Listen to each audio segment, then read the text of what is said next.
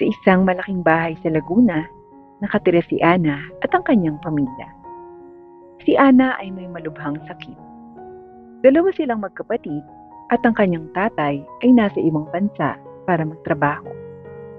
Si Ana ang panganay at ang isa naman ay ang lalaki. Siya si Carl na nag-aaral pa. Bagamat ayaw ng kanyang ina, si Ana ay nagtatrabaho pa rin dahil gusto niyang makatulong sa gastusin at sa pagpapaaral sa kanyang kapatid. Ang ina niya ay nasa bahay lang at siya ang nag-aasikaso sa kanilang dalawang kapatid. Sa kabilang banda, si Carl ay malapit nang tumutong sa kolehiyo, kaya ang kanyang tatay ay nagpupursigi sa pagtatrabaho para may pang-tuition sa kanya. Si Ana naman ay tumutulong din sa gastos para kahit papano ay nababawasan ang intindihin ng tatay niya. Makalipas ang ilang araw, ay napatawag ang kanyang ama sa kadahilan ng namimiss na niya ang kanyang pamilya. Nang makausap nila ang kanyang ama, ay nagtanong si Ana, "Tay, kailan ka po makakauwi dito sa Pilipinas? Halos 1 taon ka nang nandyan at di ka pa po nakakauwi kahit man lang bakasyon. Baka po masobra naman yung inyong pagtatrabaho dyan." Wika ni Ana sa kanyang tatay. "Nak, hindi ko pa alam kung kailan eh. Kasi marami pang ginagawa dito. At busy pa din ngayon. Kaya nga ngayon lang din ako nakatawag. Huwag kang mag-alala anak. Pagkatapos nito, ay uuwi ako para sa inyo. Alam niyo namang sobrang miss ko na kayo eh. Kaya pagbubutihin ko pa ang pagtatrabaho at para na rin makaipon para sa iyong kapatid na makapagkolehiyo." Wika ng ama kay Ana. "Tay, pasalubong ko po ha, kapag umuwi kayo dito. Huwag niyong kakalimutan, lalo na yung sapatos ko." Wika ni Carl sa kanyang ama. "Oo naman anak, ikaw pa ba makakalimutan ng tatay?" Wika nito kay Carl. "O tay, huwag ka na mag-alala sa amin dito ha. At kami, okay lang kami dito. Basta ang intindihin mo, yung sarili mo. Huwag mong pababayaan. Ako, delikado pa naman ngayon. Marami ang nagkakasakit. Kaya kumain ka at alagaan mo ang iyong sarili. Huwag din masyadong magtatrabaho ha. Mag-iingat ka dyan. Mahal na mahal ka namin ng mga anak mo." Paghahabili naman ng kanilang ina sa kanilang ama. "Nako, huwag kayong mag-alala sa akin. Kayang-kaya ko ang trabaho dito. At nakakakain naman ako ng maayos. Kaya mag-iingat din kayo ha. Mahal ko kayo. O siya, babay na. Babalik na ako sa trabaho. Buti na lang at nakatawag ako. Sobrang miss ko na kasi talaga kayo." Matapos ito, ay ibinaba na ng kanyang ama ang telepono. Nang maibaba ito, ay agad tumulo ang luha ng kanyang ina dahil sa sobrang pagkamiss sa kanyang asawa. Sa isip-isip ni Ana, ay may tinatago siya sa kanyang pamilya. Hindi alam ng kanyang pamilya na mayroon siyang sakit. Ayaw na kasi niyang madagdagan pa sa intindihin nila. Marami ng problema ang kanyang pamilya. Kaya naman mas inisip niyang kimkimin ito kaysa sabihin sa kanila. Lalo na at kaya pa naman niyang itago. Masakit para kay Ana ang maglihim sa kanyang pamilya. Pero wala naman siyang magagawa kundi ilihim nga ito kaysa naman dumagdag pa siya sa gastos. Sa kanyang pagtatrabaho, ang bawat sweldo niya ay ibinibigay sa ina. Pero nagtitira ito para makaipon sa pagpapagamot niya. Kahit papaano ay nakakaipon siya para kung sakaling dumating ang oras na kailangan niyang magtungo sa ospital, ay hindi na kailangang humingi ng pambayad. Kahit masakit ang kanyang tiyan, ay sige pa rin siya sa trabaho. Hindi niya ito iniinda kasi nga, mas lalong lalala ang kanyang sakit pag ito ay pinansin ng pinansin. Habang nasa trabaho siya, ay biglang kumirot ang kanyang tiyan, kaya't napatigil ito. Makalipas ang ilang minuto, ay nawala naman din ito. Nagpahinga lang siya saglit at baka lumala ang sakit kung magpapatuloy pa siya agad. Kahit papano, ay nawawala pa naman ang kanyang sakit at nakapagtatrabaho pa siya. Hindi naman hiniling na magkaroon nito, pero alam niyang pagsubok sa kanya ito ng Panginoon. Kaya nang matapos ang kanilang trabaho ng araw na iyon, ay dumaan siya sa simbahan para magdasal sa ating Panginoon.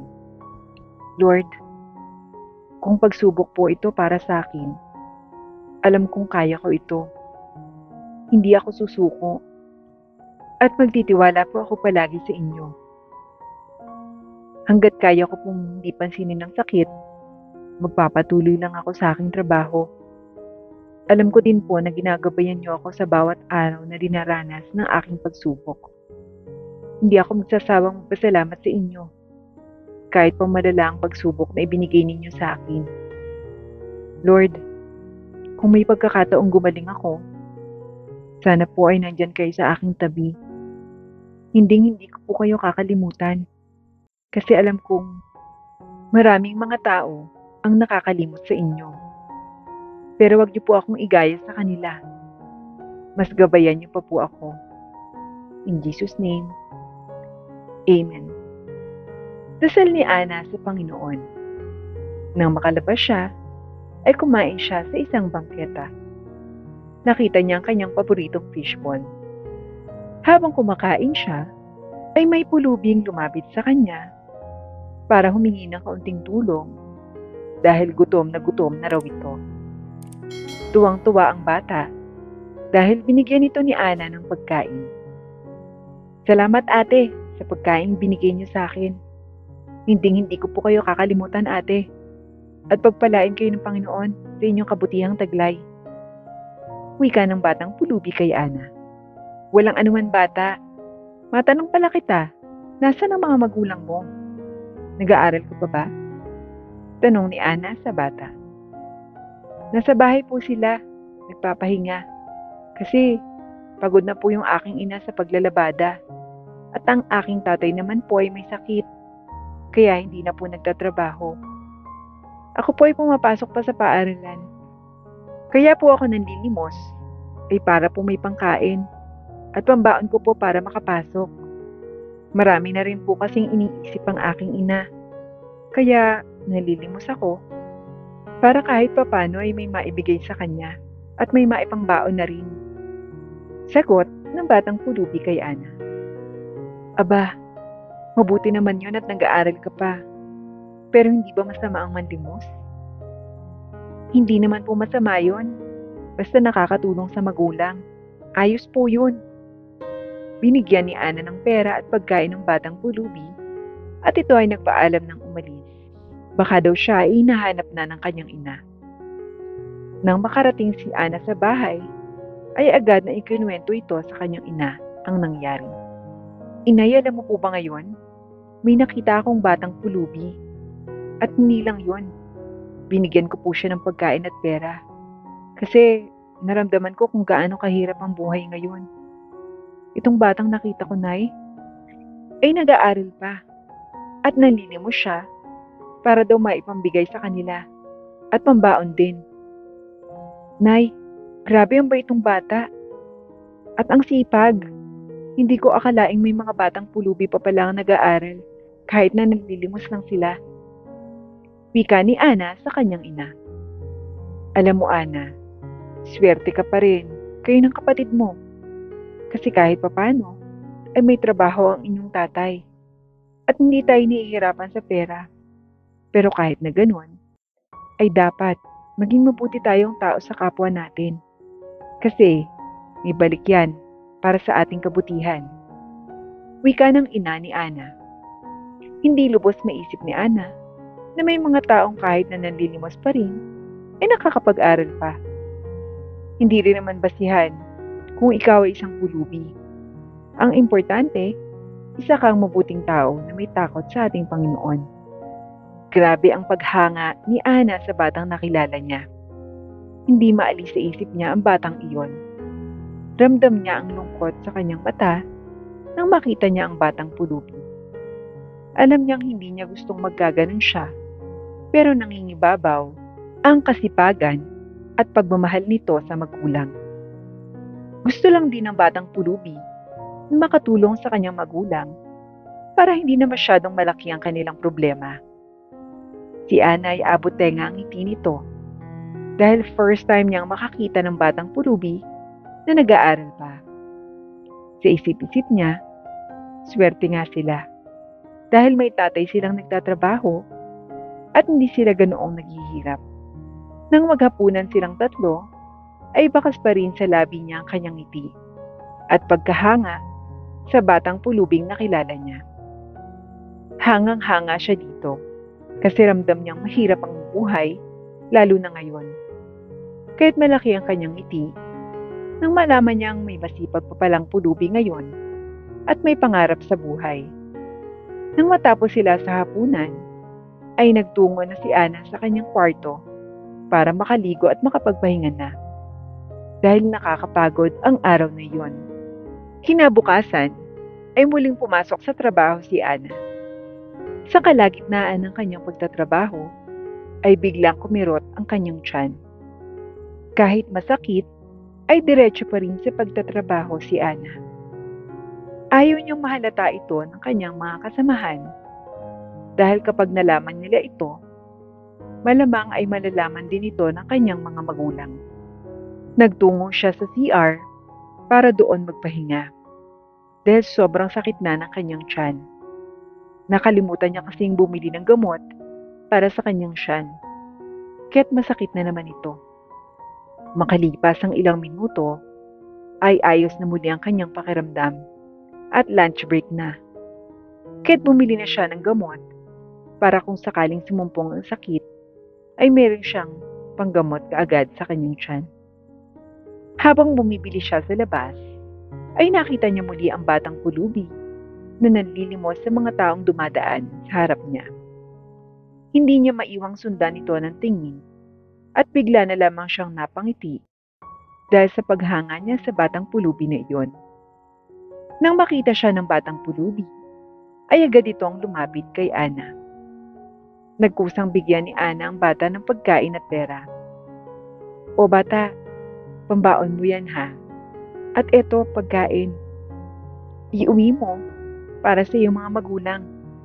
Baka gutom na rin sila ng oras na. Ikaw, pumasok ka sa paaralan pagkatapos mo ha. Para kahit papano ay may marating ka sa buhay."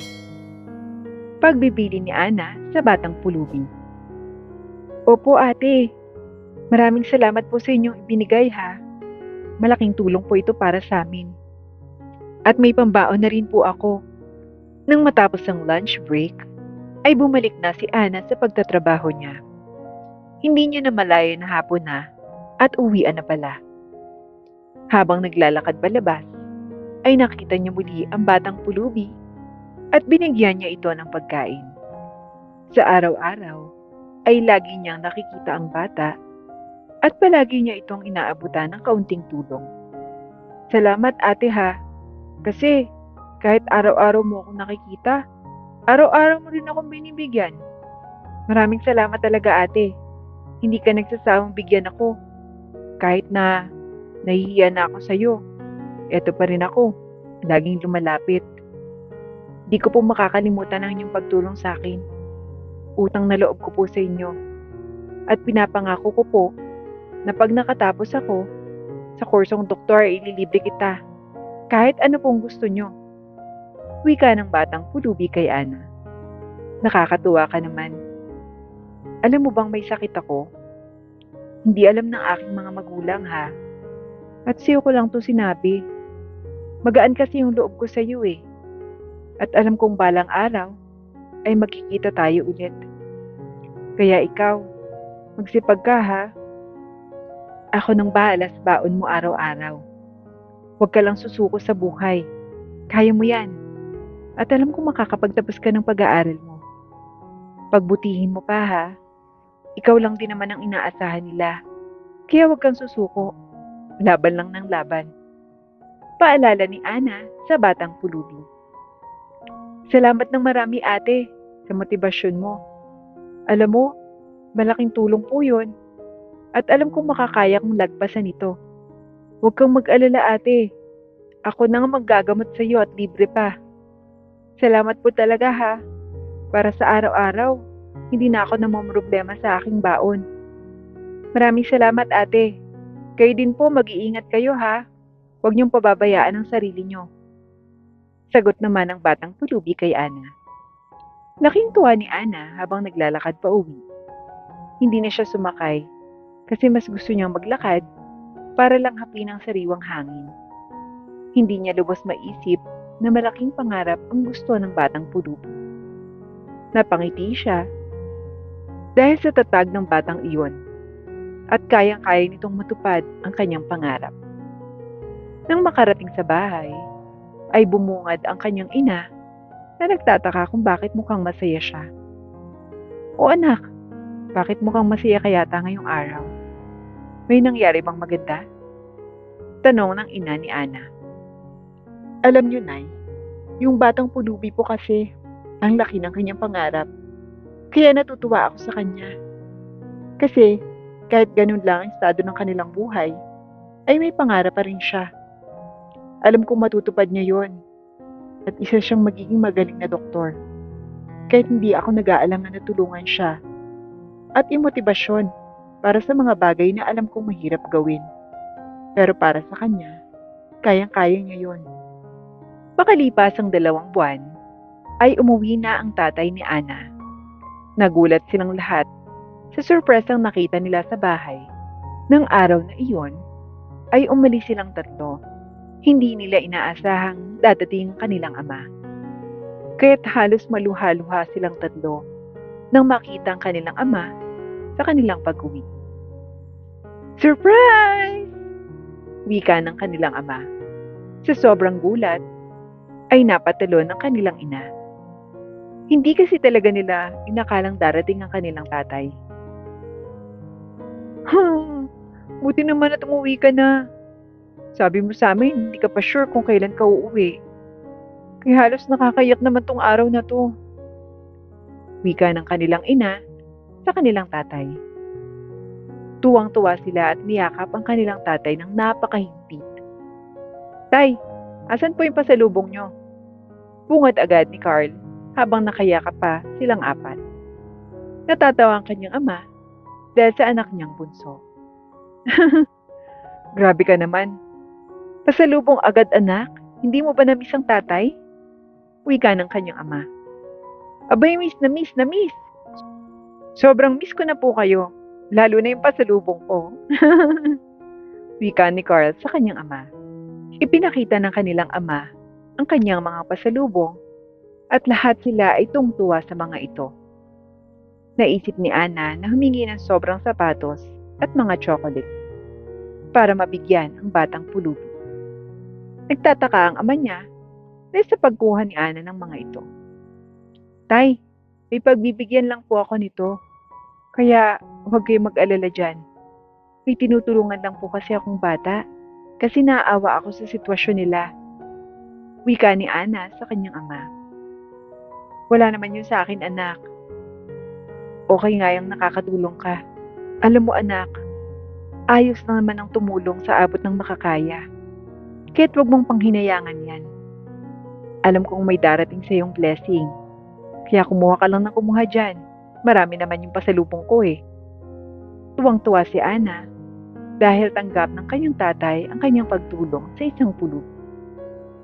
Nang makalipas ang ilang araw, ay nagkita na ulit sila ng batang pulubi at sinabi niyang, Bata, sumama ka sa akin at may ibibigay ako sa iyo. Agad namang sumama ang batang pulubi dahil may tiwala na ito sa ate niya. Halika, pumasok ka sa aming bahay. Pumasok ang batang pulubi. Inabot naman ni Ana ang lahat ng gamit at pagkain na hiningi niya sa kanyang ama. Tuwang-tuwa ang bata dahil doon at laking pasasalamat niya sa pagtulong ng ate niya. Hindi inaasahan ng batang pulubi na bibigyan siya ng ganito. Kaya't laking tuwa niya at naisip niya na masaya din ang pamilya nila Ana. Lumipas ang 20 taon at naging doktor na ang batang pulubing tinutulungan ni Ana noon. Alam ng batang pulubi ang kanilang tahanan Kaya't hindi na siya nagdalawang isip na pumunta at kumatok sa bahay nila Ana.